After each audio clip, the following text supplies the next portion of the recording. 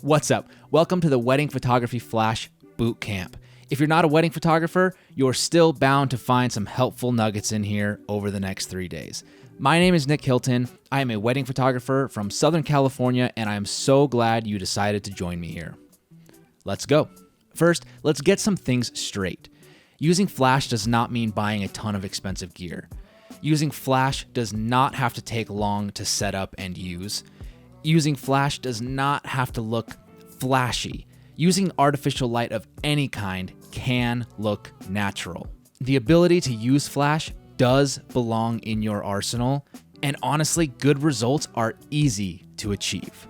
Now, I did things completely wrong at first. I hated the idea of flash. I thought that flash images were terrible. I thought they all had that flashy look, and I took terrible reception photos in super dimly lit areas out of spite because I didn't want to use flash, and I was considering myself a natural light photographer. And then when I finally started to get into flash, I bought the cheapest of the cheap gear, and then I bought the most expensive gear, and then I wasted a ton of time learning these elaborate, time-wasting studio setups that I entirely advise against. But then I saw flash images that I actually liked. I started following photographers who were creating some of the most incredible work that I've ever seen. And so I started over with one light. The reason that I started over with one light was because I really believe in building blocks. I believe in setting a foundation and then building on top of that. And for that reason, I recommend that you learn one light on your camera. Then you learn that one light off your camera before ever moving into 2 and 3 light setups. And honestly, I'm still finding new and creative ways to use just one light. So now, why should you learn flash? Besides the fact that it's epic. First, it unlocks a new level of creativity. You will create work that separates you from your competition. It unlocks a new understanding of all light. Seriously, you'll see the world differently. And most important, the confidence boost is insane. You will be ready for anything that a wedding day can throw at you. Now, I hope you're excited to get started on this journey. I know I am. Let's get into Flash 101, how we take an image with flash. The first and arguably most important part of taking an image with flash is first setting your ambient exposure. Ambient exposure is a phrase that you're going to become very fond of as you progress in your journey with flash. This is the exposure that we get in camera before we add our flash, before ever even turning it on. For example, let's pretend this light right here is my flash. First, we're going to set our ambient exposure, which is going to look like this. Then we go ahead and we add in our flash to light up our subject. So now in some cases, this is going to be referred to as exposing for a light source that you can't control, which in this case would be that lamp to my right. I can't control the brightness of that, so I set the exposure in camera to be good for that light. Then I add this light in and adjust the power. Other light sources that you wouldn't be able to control would be windows or the sun, for example. And in some cases, we will refer to the ambient exposure as, exposing for the background. So if you're using flash so that way you can get a sunset shot, then you're exposing for that sunset, which in that case is the background of your subject. What I like to think of it as is exposing for everything that your flash is not going to hit. That's what the ambient exposure is. The ambient exposure is everything that your flash is not lighting up. Now, what you actually set this ambient exposure to There is no right or wrong. What you want to keep in mind is the ambient to flash ratio. When you have a darker ambient with a bright flash, you're going to get a much more dramatic look because there's going to be so much more contrast. When you have a brighter ambient, it's going to be a lot less dramatic because the ambient exposure and the flash are going to be a lot closer together. Now, you could say that this less dramatic version looks more natural, but I don't like to say that because natural light can also be super dramatic. I do it all the time. I feel like when most people say they don't like the way flash looks, they really mean that they don't like super dramatically lit images with lots of contrast. And flash doesn't have to be dramatic. Moving on from that, once you've got your ambient set up, you turn on your flash with manual power and you adjust. Always suggest to start with your flash at 1/32 power, just a nice even range. And then if you think the flash is too bright, lower the power. If you think the flash is too dark, raise the power. It really is that simple. So now that we've got that, let's get into how shutter speed and flash work together. There's two key factors about shutter speed when it comes to using your flash. One is that there's a max sync speed. Two is that shutter speed can be adjusted without affecting the brightness of your flash. So when we talk about the sync speed, basically in simple terms, it means that your camera and flash can only sync up to a certain shutter speed. Unless you have high-speed sync or global shutter, but that's outside of the scope of this bootcamp. On most cameras, that sync speed is going to be 1/200th of a second. This means that you cannot use your flash at 1/500th, 1/1000th, etc. You have to stay at or below 1/200th of a second when setting that ambient exposure. If you don't, you get these weird black lines across your picture. One of the things that can also happen is if you set your ambient exposure and your shutter speed is at 1/1000th, and then you turn on your flash, your camera might automatically go down to 1/200th of a second. And then your image looks all wonky and you don't know why. And it's because your camera is not using the original setting you gave it because it won't be compatible with the flash. So when you're setting your ambient exposure, always make sure that you have your shutter speed at or below 1/200th of a second.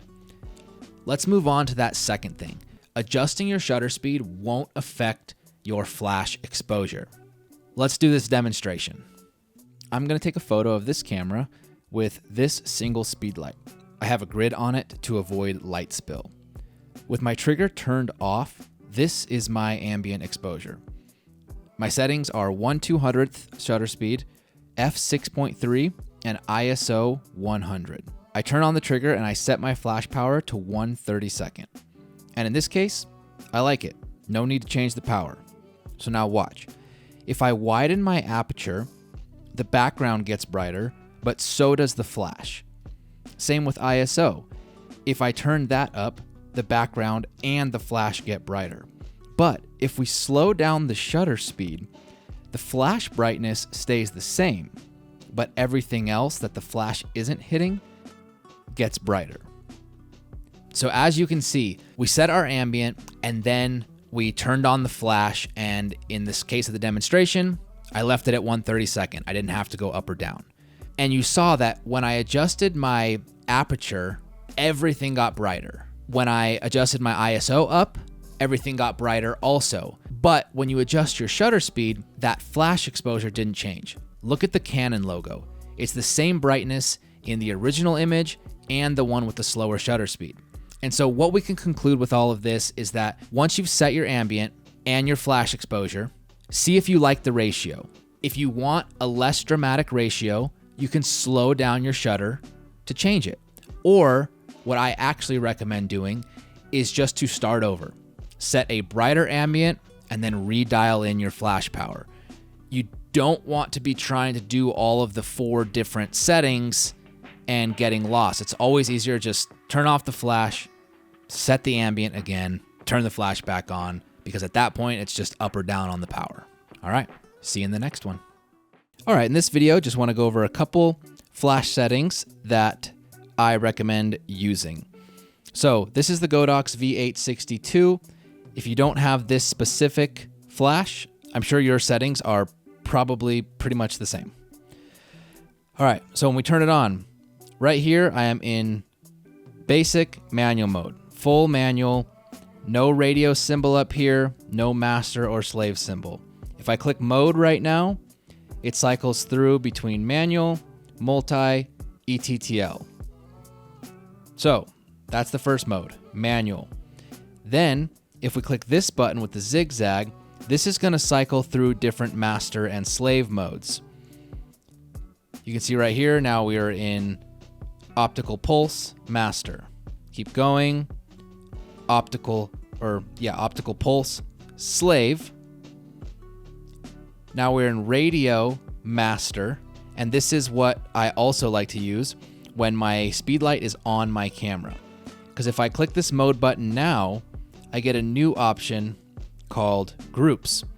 And this allows me to put my speedlight on camera and then control my 8200s on different channels that are firing off camera.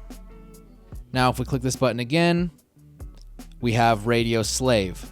And this is what I would use if I had a trigger on my camera and I was using this flash off camera. And again, I would click mode, so that way we're in radio, manual, slave. So on my flash and potentially yours, the mode button cycles between the manual, ETTL, and multi-modes or groups, and this zigzag button cycles through the different master and slave options. We will touch more on this and set our flash to the right things as we progress, but I just wanted to show you the different modes. Let's get into taking some photos with on-camera flash. Now, when you're using a flash on camera, you can either point it directly at your subject or you can bounce it. And so what I mean by bounce it is that you would aim your flash at the ceiling or a wall or a piece of paper or something. The light is going to come out of the flash, hit that object that you're aiming it at, and then it's going to bounce that light back onto your subject in more of an indirect way instead of just pointing the light directly at your subject. Now, this is usually going to create a much softer light because your flash is so small that when you aim it directly at your subject, it's super hard light. Whereas if you bounce your flash off a wall, that light is going to expand and then it's going to turn into a bigger source of light when it hits your subject, making it softer. Now for this exercise, we're going to put our speedlight into the regular manual mode. We don't want to be in a master or slave mode. We just want to be in plain old simple manual. All right, so for this demonstration, I'm going to be in my living room. I've actually got my camera on a light stand because I don't have another tripod. And I've got my speedlight on camera, and I'm going to be using a 35mm lens, and I'm going to be firing the camera via the app on my phone. And please bear with me. This app today was so glitchy. Like, it was a mess, which is why I'm talking about it now instead of then. All right, so I took my first ambient test shot, and I ended up with a shutter speed of 1/200th, f2.8, and ISO 3200.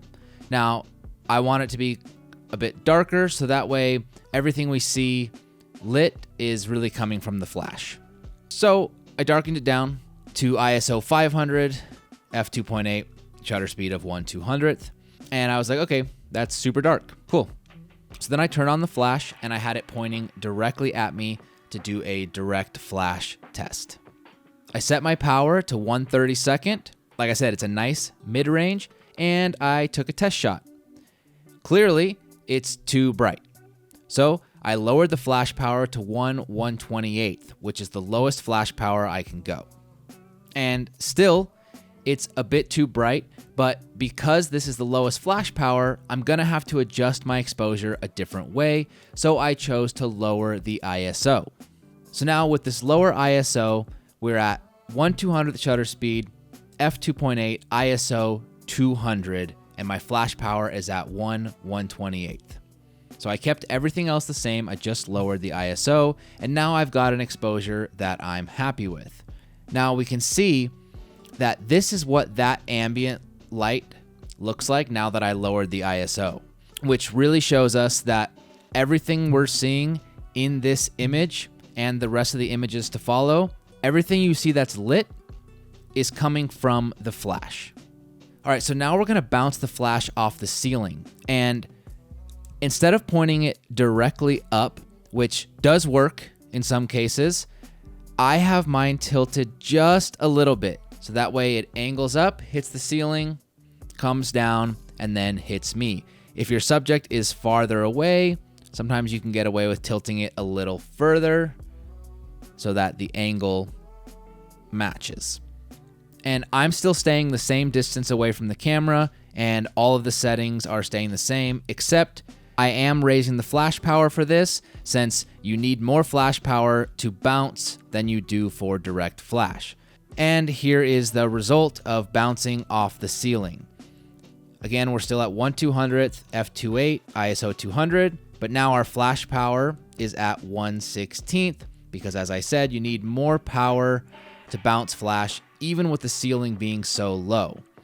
And now if you compare this to the direct flash, look at the difference in how much softer the light is on my face, except there are some deep shadows in my eyes and under my eyebrows and under my chin.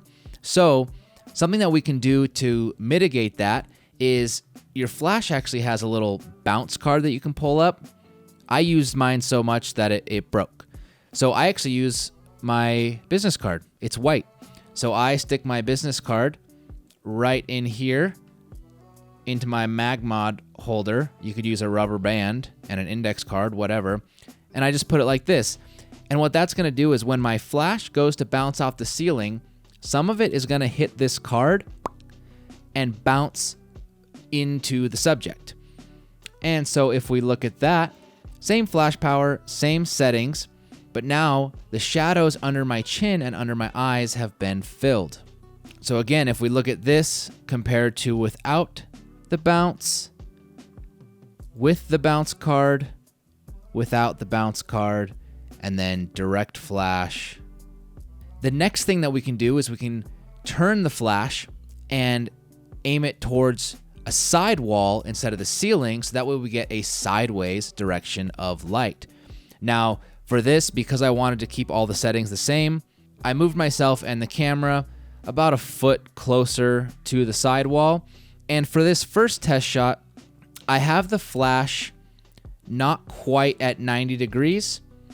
It's about 80 degrees to the side, and it's tilted slightly up, so that way it kind of hits the wall and the corner of the wall and the ceiling and comes down. And this is what we get. We can see that nice side direction of light, but notice the hot spot on the side of the wall on the right side of the frame.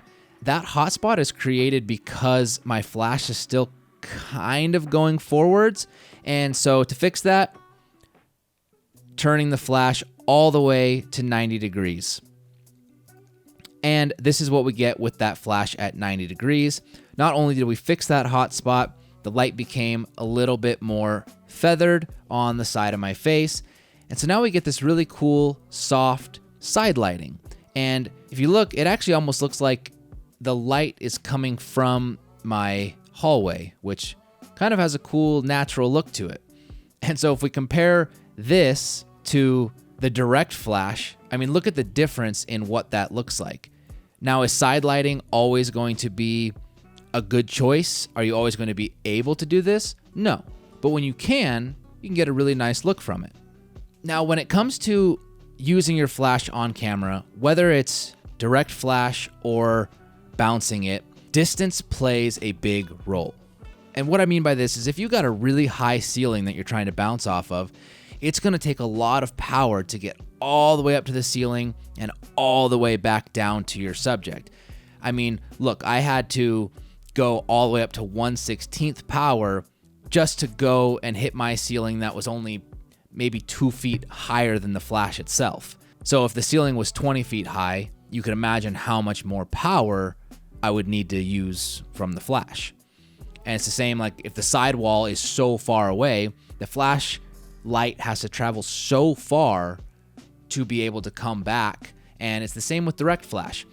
If you set your flash power for a subject that's 5 feet away from you, and then you turn and try to shoot a photo of another subject that it's 25 feet away, you're just not going to have the same exposure. So my advice is that when you're using any kind of on-camera flash method, really try to maintain a similar distance. Now, lastly, to wrap up this video, one, I want you to go and practice these things in your living room. That's why I did it in my living room, because I wanted to show you that you can learn a lot just in your own living room. So go practice those. Practice the direct, the ceiling bounce, and the sidewall bounce, and do the ceiling bounce with the bounce card on your flash or rubber band and index card. But second, when you're doing bounce, we'll get more into this in another video, but when you are doing bounce, try to only bounce off of white or off-white surfaces. If you don't, one, you're going to lose a lot of light power bouncing into something that's not white, but also the light is going to take on the color of whatever you're bouncing. So if your walls are wood, like a dark wood, and your ceiling is a dark wood, you're going to get a really like dark orange light bouncing, and it's really not even going to be much light bouncing because it's just going to get absorbed into that. If you had a blue wall and you tried to bounce your light at a blue wall, it's going to come back blue. So be wary of that. Bouncing really only works with white surfaces. Well, it only works well with white surfaces. Go out and practice this stuff. Hope this helps. See you in the next one.